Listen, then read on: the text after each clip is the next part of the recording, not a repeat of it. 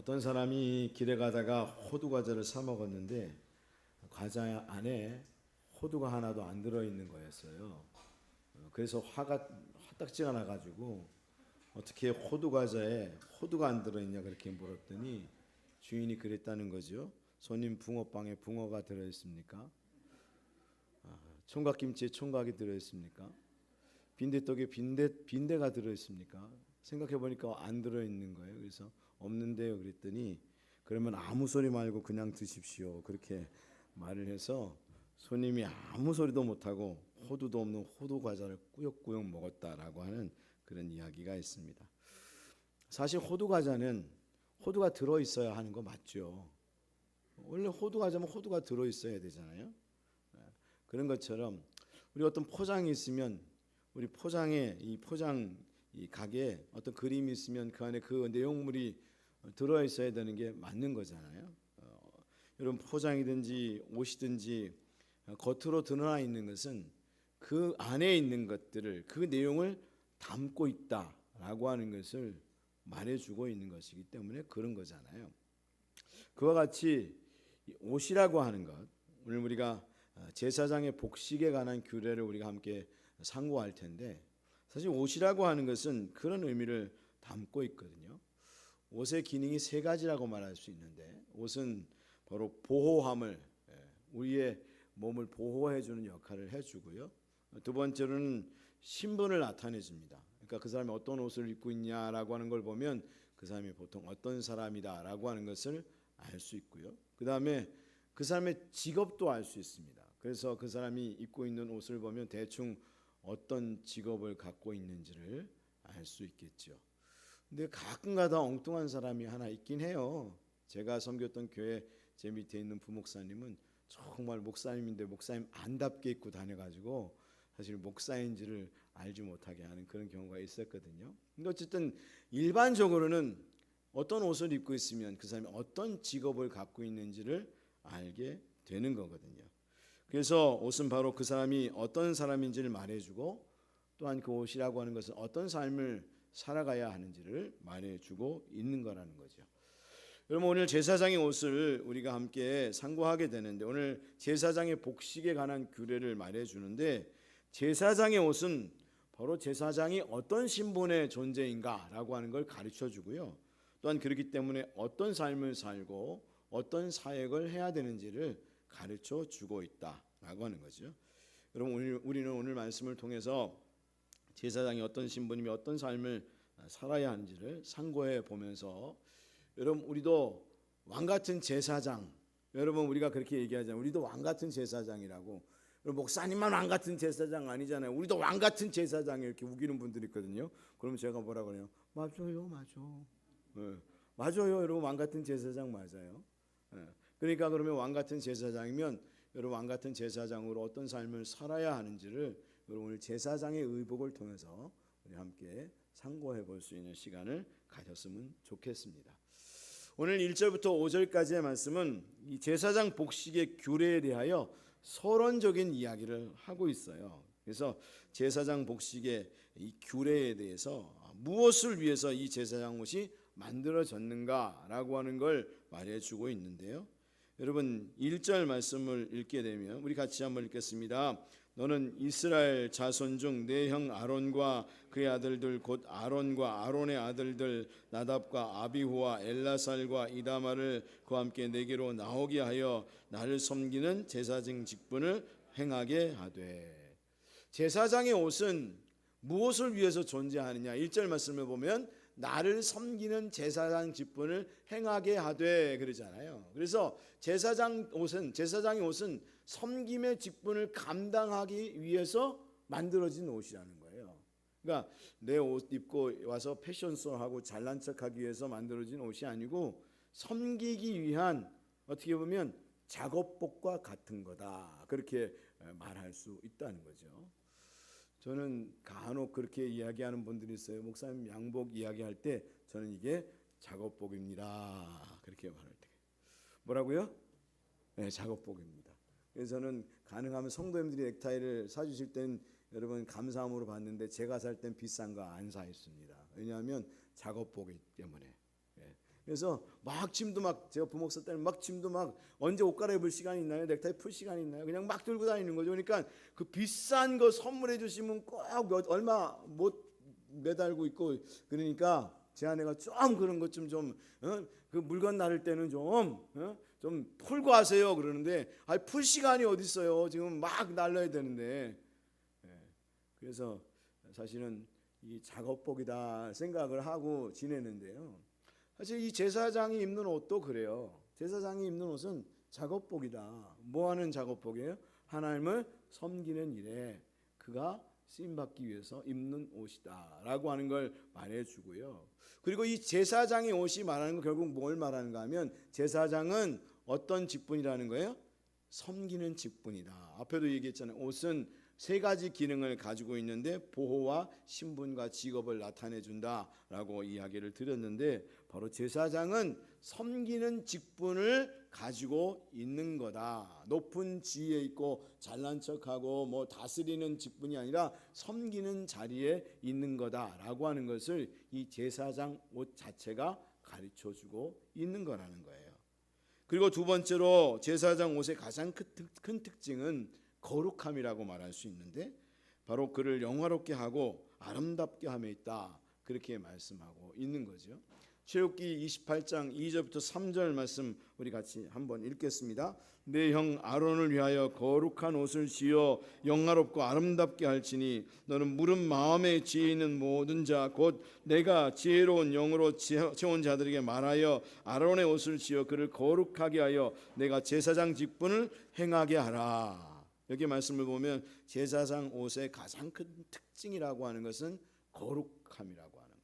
그래서 제사장은 거룩해야 한다는 거예요. 그리고 하나님의 영화로움과 같이 영화롭고 아름다운 자가 되어야 한다라고 하는 것을 말해주고 있다는 거죠. 그래서 계속해서 2절도 3절도 4절에서도 계속해서 말하는 것이 거룩함입니다. 제사장은 거룩해야 된다라고 하는 걸 말해주고요.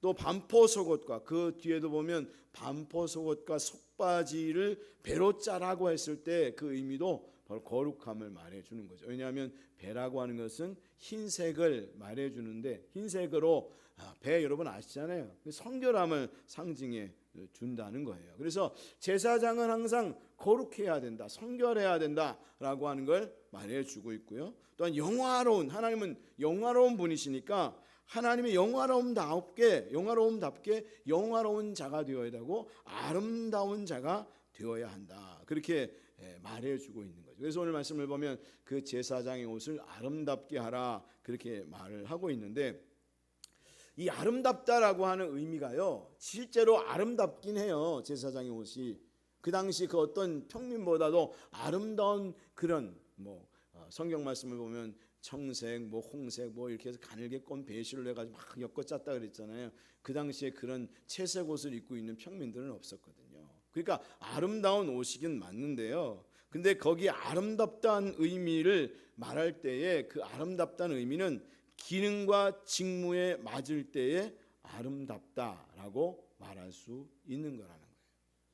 여러분 우리 옷이라는 게 여러분 예쁘기만 하다고 아름다운 게 아니고요.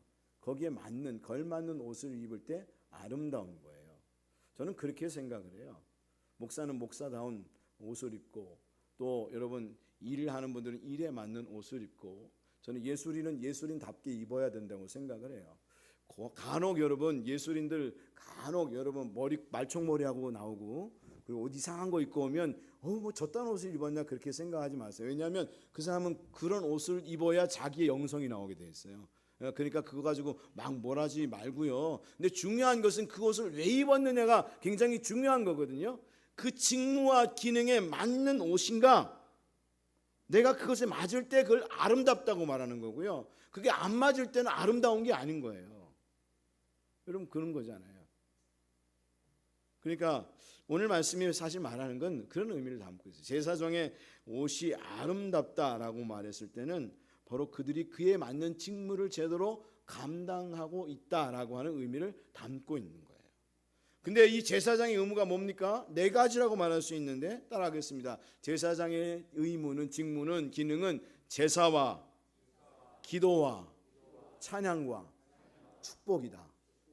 제사장이 해야 될 일은 바로 그건 거예요. 제사를 드리고요, 그리고 기도를 하고요, 하나님 앞에 찬양을 하고 감사를 하고요, 그리고 성도들 축복하는 일을 감당하는 그런 일을 하고 있다는 거예요. 그래서 한마디로 정리하면 제사장의 직무는 중보의 사역이다. 이 네 가지 제사, 기도, 찬양, 축복을 한마디로 정의하면 중보의 사역을 담당하고 있는 사람이고, 그것을 감당하기 위하여 그에 맞는 옷을 입혔다라고 하는 걸 말해 준다는 거죠. 그러니까 바로 그런 사역, 그에 맞는 옷을 입을 때 나는 아름다운 자고 아름다운 옷을 입고 있다, 그렇게 말을 할 수 있는 거죠. 여러분, 주방에 들어가 있는데 주방에 들어가 있는 사람이 아주 비싼 몇백만 원짜리 옷을 입고 거기 들어가 있으면 되겠습니까? 안 되겠습니까? 안 되는 거잖아요. 여러분, 지금 공사장에서 열심히 일을 해야 되는 사람이 저 같은 양복을 입고 있으면 되겠습니까? 안 되겠습니까? 안 되는 겁니다. 그건 아름다운 게 아닙니다. 진정한 아름다운 것은 그에 맞는 합당한 옷을 입고 그에 맞는 일을 감당할 때에 그걸 영화롭다고 말하고 그걸 아름답다고 말할 수 있는 것이다 라고 말할 수 있는 거죠. 그러니까 우리는 제사장의 역할은 중보의 사역을 감당하고 있는 거구나, 그 일을 제대로 잘 감당하고 있다면 나는 아름다운 자고 영화로운 자라고 하는 사실을 생각해야 한다. 그러니까 여러분 때로는 내가 도대체 뭐지 이런 마음 들 때가 있잖아요. 나는 이 주방에서 이렇게 일만 하고 있고 집에서 그런가 하면 나는 이렇게 현장판에서 그렇게 애쓰고 있는데 내가 뭐지 생각할 때, 여러분, 하나님은 여러분을 볼 때 따라하겠습니다. 너는 영화롭고 아름다운 자구나, 그렇게 말씀하신다는 거예요. 여러분, 그 음성을 제대로 들을 수 있는 믿음의 사람이 되어져야 하는 거예요. 목사도 그래요. 여러분, 목사라고 여러분 강대상에 올라와서 목사, 내가 목사임네 하면 그게 아름다운 게 아니고요. 진짜 아름다운 목사는요, 그에게 맡겨진 그 사명, 제사를 드리고 예배를 집례하고 기도하고 성도를 위해서 기도하고 그리고 이 세상을 위해서 기도하고 하나님을 찬양하고 감사하고 또 성도들을 축복하는 그 역할을 감당할 때에 진정한 아름다움의 모습을 가지고 있는 거다. 그러니까 여러분, 그걸 알게 되면 삶이 의미 있게 되고요, 가치 있게 되고요, 행복하게 돼요. 그리고 내가 진짜 아름다운 사람이구나, 그 사실을 깨닫게 되어지는 거다라고 하는 거죠. 여러분, 우리가 하나님 앞에 만민의 여러분 제사장으로 부름을 받았다고 이야기하고 있는데, 여러분 그 사실, 내가 제사장으로 부름 받았지, 다 모든 사람은 다 제사장이라고 말했으니까. 근데 그 의미가 그냥 그냥 제사장임네라고 하는 게 아니라 진짜 이런 귀한 가치를 갖고 있구나라는 사실을 알고, 여러분 그 사명을 잘 여러분들도 감당할 수 있는 믿음의 성도들이 다 될 수 있으셨으면 좋겠습니다. 그래서 제사장 옷을 보게 되면 우리가 진짜 제사장이 어떻게 사역을 감당해야 되는지를 잘 볼 수 있는데요. 여기 제사장의 옷은 어떻게 구성되어 있는가 하면 속바지와 반포 속옷과 겉옷과 에봇과 흉패와 그리고 관과 띠로 그렇게 구성되어 있음을 보게 돼요. 그래서 출애굽기 28장 4절부터 5절 말씀을 보면 그렇게 말하잖아요. 그들이 지을 옷은 이러하니 곧 흉패와 에봇과 겉옷과 반포 속옷과 관과 띠라. 그들이 내 형 아론과 그 아들들을 위하여 거룩한 옷을 지워 아론이 내게 제사장 직분을 행하게 하라. 그들이 쓸 것은 금실과 청색, 자색, 홍색 실과 가늘게 꼰 배실이니라. 그렇게 말을 하고 있는데, 여러분 그림 한번 보여주실까요? 그림을 보면 이런 모습을 갖고 있어요. 제사장의 의복은 이런 모습을 갖고 있는데요. 앞에도 말한 것처럼 그런 여러 가지 것들을 입게 하셨는데, 속바지는, 그래서 간단하게 설명을 하면요, 속바지는 허리에서 다리까지 하체를 가리게 하는 옷이고요. 그 다음 장면 한번 그냥 보여주실까요? 거기 보면 속바지 입고 있는 그림이 있죠. 그 속바지를 다리에서 허리까지 하체를 가리게 하는 옷이고요. 그 다음에 반포 속옷이라는 게 있어요. 이제 거기에 옷이 입혀졌죠. 하얀 옷인데요. 이 반포 속옷은 제사장이 겉옷 밑에서 입고 있는 평상복이라고 말할 수 있어요. 평상시에는 이걸 입고 활동을 해요. 이 평상복을 입고 있다가 바로 그 위에 이제 겉옷을 입게 되는데, 바로 이 겉옷은 바로 에봇이라고 하는 것을 입기 전에 입는 일종의 도포 같은 거예요. 도포 같은 것을 입고요. 그 위에 이제 에봇이라고 하는 조끼 같은 또는 앞치마 같은 그런 건데요. 그걸 입게 됩니다. 이거 에봇이라고 하거든요. 이 에봇 위에 이제 판결 흉패라고 하는 것을 붙입니다. 22.5cm 정도의 정방향, 정사각형의 장식용 주머니를 그 위에 얹게 됩니다. 이걸 판결 흉패라고 말하는데요. 판결 흉패가 이제 덧입혀졌잖아요. 여긴 보석이 12개의 보석이 달려져 있어요. 그리고 그 안에는 주머니가 있는데 이 주머니에는 하나님의 뜻을 묻는 우림과 둠밈이라고 하는 주사위를 그 안에 넣어두었다라고 하는 거죠. 그리고 이 옷을 입고 난 다음 맨 위에 이제 머리 위에 관이라고 하는 여호와께 성결이라고 하는 관을 쓴 그 모자를 쓰고 제사장의 역할을 감당하게 된다는 거죠. 이걸 다시 한번 순서대로 한번 다시 클릭해 주시면 좋겠어요. 그래서 우리가 속옷, 그 다음에 반포 속옷, 그렇죠? 그 다음에 겉옷, 옷 입는데 시간이 걸리네요. 그 다음에 에봇 좀 걸리죠?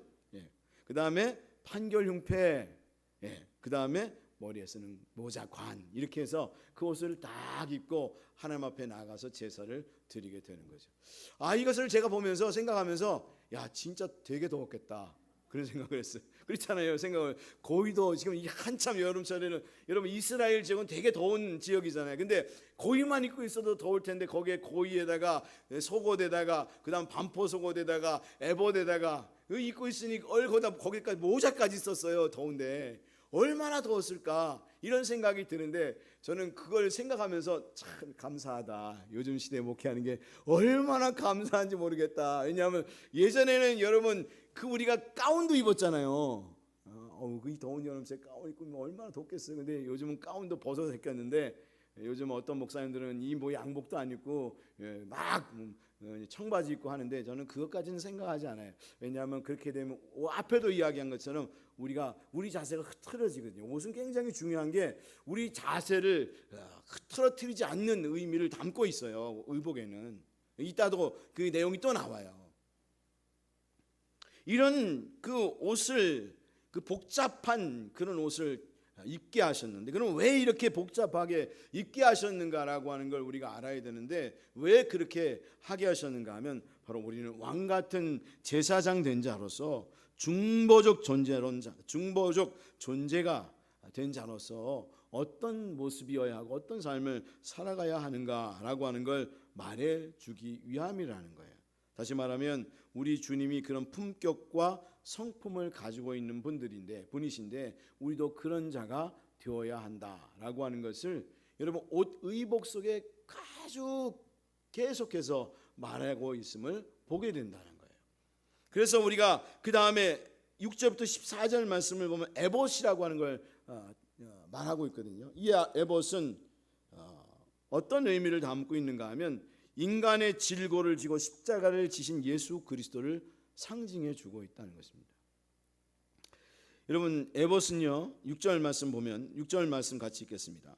그들이 금실과 청색, 자색, 홍색 실과 가늘게 꼰 배실로 정교하게 짜서 에봇을 짓대. 그래서 에봇은 뭘로 만들었다고요? 금실과 청색, 자색, 홍색 실과 가늘게 꼰 배실로 만들었다. 그렇게 말하는데 그럼 그런 재료로 만든 이유가 뭐겠습니까? 여러분 굉장히 예쁘게 화려하게 만들려고 다른 사람 자랑하게 하려고요? 그게 아니고요. 뭘 그곳에 담는다고요? 그리스도의 성품과 사역을 담는 거다.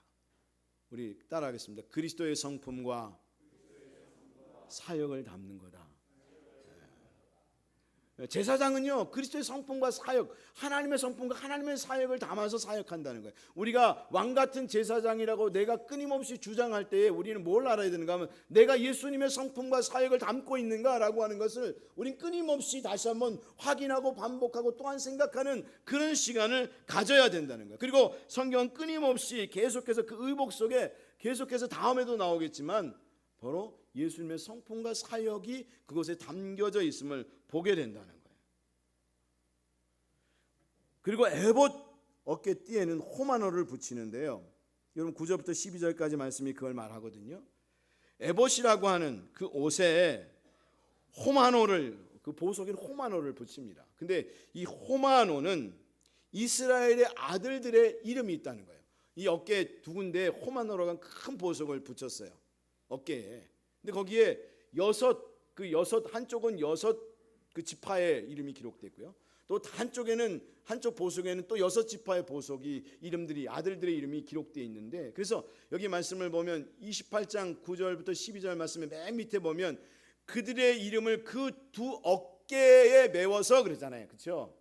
두 어깨에 메워서 기념이 되게 할지며 그렇게 말씀을 하고 있는데, 그럼 왜 이렇게 하나님이 그 어깨 위에 호마노라고 하는 보석을 붙이고 거기에 12아들의 이름을 붙여서 어깨에 짊어지게 한 것처럼 그런 의미를 담게 했는가 하면, 바로 제사장은 이스라엘 백성을 짊어지고 하나님 앞에 나아가는 존재이다라는 사실을 가르쳐주기 위함이었다는 거예요. 어떤 존재라고요? 이스라엘 백성을 짊어지고 하나님 앞에 나아가는 자. 너가 그런 자야. 그거 알아야 돼. 그걸 깨닫게 하시기 위해서 그 호마노 위에 12아들들의 이름을 어깨에 붙였다는 거예요. 바로 이것은 인간의 질고를 지고 십자가를 지신 예수 그리스도를 상징해 준다는 거예요.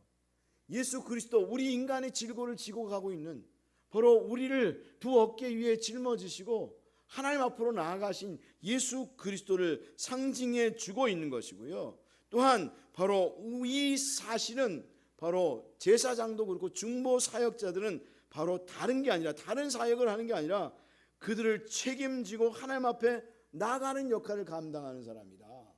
목사는 그런 사람이다. 네가 하나님 앞에 왕 같은 제사장이라고? 그럼 너는 바로 그 너와 함께하고 있는 사람들의 그 아픔과 고통과 그들의 영혼을 짊어지고 하나님 앞에 나아가는 책임을 감당하는 사람이 되어야 한다. 그걸 말해주고 있다는 거죠. 여러분, 우리가 하나님 앞에 중보사역자로 부름을 받은 사람들은 때로는 그런 얘기를 할 때가 있어요. 내가 굉장히 힘들고 고통스럽다고. 내가 왜 이걸 짊어져야 되냐고. 왜 짊어져야 돼요? 여러분이 그 일을 선택했으니까 그 일을 짊어져야 되는 거죠. 그러니까 여러분, 잘못 선택한 거예요.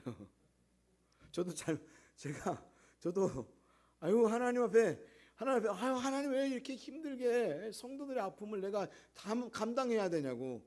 하나님 뭐라 그런지 아세요? 네가 선택한 길이잖아.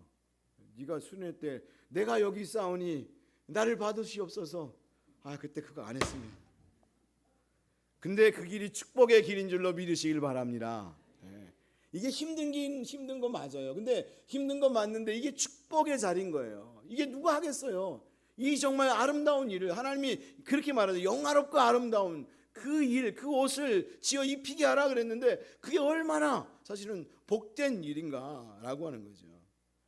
그리고 15절부터 30절까지 말씀은 판결 흉표를 말하는데 여기에도 12개의 보석이 달려져 있어요. 그리고 그 판결 흉패라고 하는 거기 네모난 사각형 안에는 보석이 있다 그랬고, 그 보석 안에 주머니가 있다 그랬잖아요. 그 주머니는 우림과 둠밈이라고 하는 두 가지를 넣어서 사역을 감당하게 했거든요.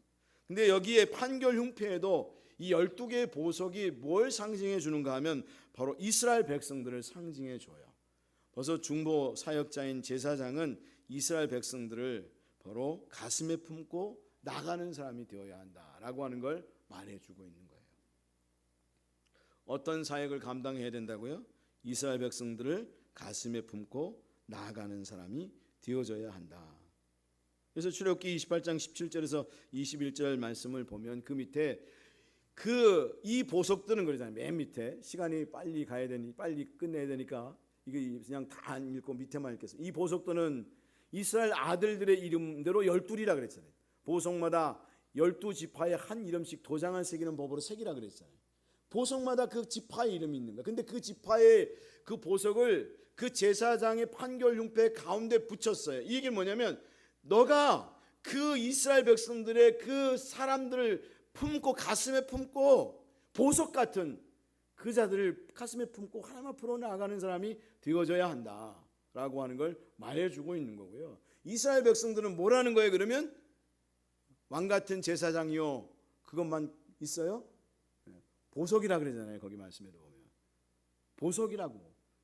하나님은 이스라엘 백성들을 보석으로 본다는 거예요. 그러니까 이 중보 그 사역을 감당한 대제사장은 이스라엘 백성들을 볼 때 아유 저 정말 정말 힘들게 하고 지지도 정말 못된 놈들 저걸 어떻게 내가 이 마음을 갖는 게 아니라 따라하겠습니다. 보석이다. 이 보석이다라고 하는 마음을 가슴에 품고 하나님 앞으로 나아가는 사람이 되어야 된다는 거예요. 하나님이 저에게도 항상 그걸 말씀하세요. 이 시온의 빛 교회 성도들은 따라하겠습니다. 시온의 빛 교회 성도들은 보석이다. 저는 그렇게 생각해요. 보석인데 가끔가다 똥통에 빠진 보석들이 있어서 문제죠. 이게 문제인 거예요. 꺼내야 돼. 똥통에서 꺼내가지고 깨끗이 씻어가지고 진짜 보석이라고. 아이고 여러분 똥통에 빠진 보석도 보석이에요, 보석 아니에요? 이런 보석 아니라고 생각하면 나 혼자 다 챙길게요.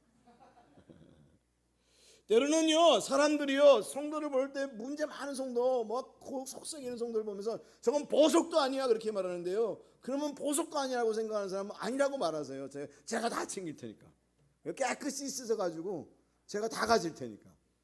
하나님은 똥통에 빠진 보석도 보석이니라 그렇게 말씀하세요. 그래서 저는 그 음성을 듣고 있기 때문에 정말 우리 성도님들 보면 다 보석이라고 생각해요. 속썩이고 자녀들도 때로는 정말 꼴보기 싫을 때 있잖아요. 그래도 저게 보석이지, 하나님이 나에게 주신 보석이지 생각하고 내가 품고 가야지 이런 마음으로 가요. 우리도 그런 마음을 가지고 서로를 대할 수 있는 믿음의 성도들이 되어져야 한다. 우리는 오늘 말씀처럼 왜 여기에 이 판교흉패 가운데 가슴에 이 보석들을 달게 하고 그 이스라엘 백성들의 이름을 달게 했는가? 네가 바로 그 이스라엘 백성을 가슴에 품고 하나님 앞으로 나아가는 그런 사람이 되어야 한다라고 하는 걸 말해주고 있는 거예요. 그러니까 우리도 서로를 대하면서 성도를 보면서 보석으로 생각하고 그리고 서로를 가슴에 품고 하나님 앞으로 나아가서 중보하며 기도하고 여러분 자녀를 두고 기도하고 성도를 두고 기도하고 교회를 두고 기도하고 하나님 이 보석 같은 성도가 아직도 하나님 똥통에 빠져 있는데 하나님 불쌍히 여겨주시라고 기도하고 하나님 건져주시라고 기도하고 깨끗이 씻어주시라고 기도하고 그 사람도 하나님 중보 사역자로서 앞에 쓰임받을 수 있도록 하나님 나같이 쓰임받을 수 있도록 주여 주장하여 주십시오. 그런 축복의 기도이자 저주의 기도를 해야 되는 거예요. 그렇잖아요 여러분. 그게 복수가 그거예요. 여러분 그 사람이 하나님 은혜 받아가지고 나 같은 사역 감당해 그래가지고 우리 권사님이 얼마나 힘드는지 내가 알겠다. 우리 목사님이 얼마나 힘드는지 내가 속썩했는데 이 새끼들 다루다 보니까 내가 주님 그래도 어떻게 해요 하나님. 주님 앞으로 이 사람을 보석으로 생각하고 가지고 가겠어요 하고 그래야 되는 거지. 그게 진짜 복수인 거예요. 그래서 하나님이 진짜 멋진 복수했잖아요. 레위 자손을 여러분 제사장하게 한 거예요. 레위 자손들이 지랄 맞았잖아요. 아시죠? 하나님이 그 사람을 누구 되게 한 거예요? 제사장 되게 했어요. 그게 하나님의 복수예요. 우리는 그런 복수를 할 수 있는 믿음의 성도들이 되어져야 해요. 이게 축복이에요. 근데 진짜 축복이자 저주인데 저주이자 축복인 여러분 그런 저주를 받게 해야 우리가 천국에 가서도 기쁠 거 아니에요. 하나님 봤죠? 제가 하나님 얼마나 그 사람을 똥통에 빠져있는 보석을 꺼내서 깨끗이 써가지고 이렇게 해서 하나님 사람 되게 만들었냐고. 하나님 그럴 때 야 잘했다 이렇게 칭찬해주는 은혜를 경험하게 되는 거잖아요. 그리고 판결흉패 안에 우림과 둠밈을 넣었는데요. 우림과 둠밈은 하나님의 뜻을 물을 때에 사용하는 거예요. 이 출애굽기 28장 30절 말씀을 보면 너는 우림과 둠밈을 판결흉패 안에 넣어 그렇게 말을 하고 있는데 우림이란 뜻은 바로 빛이란 뜻을 갖고 있고요. 그리고 둠밈이란 뜻은 완전하다라고 하는 뜻을 갖고 있는데요. 바로 이스라엘 백성들의 중대사라든가 백성들의 시비를 가릴 때 이것을 사용했는데 이것이 어떻게 생겼을까 다들 고민을 하는데요. 아마 대체적으로 그렇게 얘기를 해요. 돌이나 금속으로 만든 주사의 모양의 제비일 것이다. 그래서 하나님의 뜻을 물을 때 그것을 사용했다라고 하는 걸 말해주고 있는데 바로 제사장은 그렇게 하나님의 뜻을 묻고 하나님의 뜻을 알아서 사람들을 제대로 이끌어가는 영향력을 끼치는 사람이 되어야 한다라고 하는 걸 말해주고요.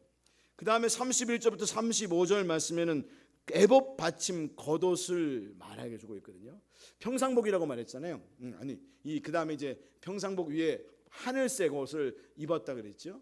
근데 이 하늘색 옷은 무엇으로, 이 애법 받침 겉옷은 어떤 색깔로 만들려고 했는가 하면 청색으로 만들려고 그랬단 말이에요. 왜 청색으로 만들었을까라고 하는 걸 알아야 되는데, 바로 이 청색이 담고 있는 것은 하늘이란 뜻을 갖고 있거든요. 그래서 하나님의 일을 하는 사람은 항상 하늘의 소망을 품고 삶을 살아야 된다라고 하는 걸 말해주고 있는 거예요. 그래서 디모데전서 4장 10절 말씀에도 이를 위하여 우리가 수고하고 힘쓰는 것은 우리 소망을 누구에게 뒀다고요? 살아계신 하나님께 두미니 곧 모든 사람 특히 믿는 자들의 구주시니라, 그렇게 말하면서 하나님의 일을 맡는 사람은 하늘의 소망을 품고 삶을 살아야 돼. 다른 데 소망을 품고 삶을 살아서는 안 돼라고 하는 걸 말해주고 있고요. 그리고 그 애봇과 그 겉옷 밑에는 뭐가 달려 있었는가 하면 석류와 금방울들이 그 밑에 달려 있었어요. 석류 모양과 금방울이 달려 있었는데, 이건 왜 달아났는가 하면 이런 의미를 가지고 달아났는데, 석류라는 것은 어떤 의미를 담고 있는가 하면요, 하나님의 풍요로움과 광야의 기쁨을 상징해줘요. 그러니까 무슨 얘기인가 하면 하나님의 일을 하는 사람은 항상 어떤 마음과 진짜 어떤 은혜를 가지고 사역을 해야 되는가, 바로 하나님의 풍요로움과 광야의 기쁨을 가지고 사역을 감당해야 된다. 그러니까 목사인 제가요, 제일 먼저 하나님의 사역을 할 때 제가 먼저 기쁘고 하나님의 은혜를 입고 사역을 해야 된다는 거예요. 안 그러면 안 된다는 거예요. 네가 먼저 은혜를 받아야 되지, 네가 은혜 못 받고 누구에게 은혜를 끼치려고 그러냐. 그러니까 네가 먼저 은혜 받아라, 이 얘기를 담고 있는 거고요. 그리고 금방울을 거기 밑에 달아놨다고 했는데 왜 달아놨는가 하면 그것이 딸랑딸랑 소리를 낼 때마다 아, 나 정신 차려야지, 아, 나 이거 하나님의 사람이 이런 삶을 살아서는 안 되지 하고, 그런 자기 자식의 의식을 갖게 하기 위해서 거기 금방울을 달아놨다는 거예요. 그래서 의복이 중요한 거예요. 여러분, 목사가 아무거나 입을 수 있어요. 여러분 그렇잖아요. 저도 청바지 입고 올라와서 여기 머리 마이크 끼고 막 이렇게 멋지게 막 할 수 있어요. 근데 그렇게 안 해요. 왜 그렇게 안 하냐면 나도 모르게 너무 편하다 보면, 편안한 의복과 편안한 행동을 하게 되면 나도 모르게 자기를 놓쳐버리고 마음이 흐트러질 수 있기 때문인 거예요.